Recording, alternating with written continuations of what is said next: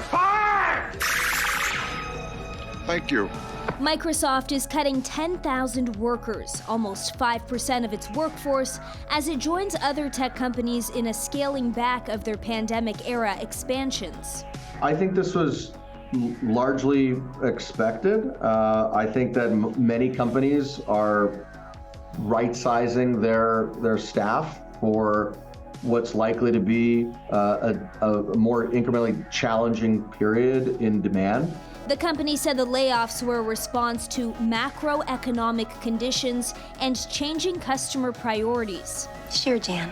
The tech sector is experiencing a purge of employees due to a boom in demand during the pandemic and a slowdown once people headed back to work. Amazon announcing last month that it plans to lay off 18,000 workers in the coming months. Social media company Hootsuite announcing today it's also laying off 7% of its staff, a third job cut for the company in the last year. In 1984, we introduced the Macintosh. It didn't just change Apple, it changed the whole computer industry. We've come a long way since this moment. Apple out with upgrades of some of its devices today. The company says it's upgrading their new Mac Mini and MacBook Pro with its newest generation of computer chips. Apple touts the two new chips, the M2 Pro and the M2 Max, as being more powerful and versatile than ever. The upgraded version of both computers are slated to go on sale January 24th. Introducing the new HomePod.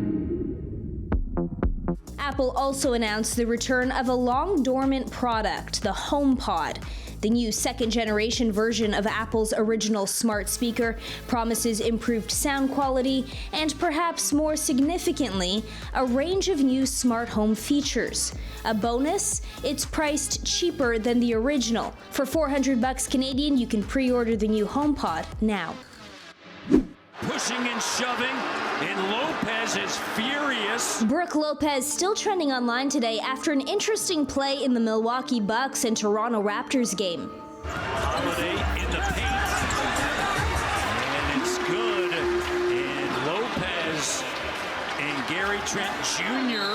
are tangled up. OG Anunoby is there. Action was halted in the fourth quarter because of an altercation involving several players near the Bucks basket.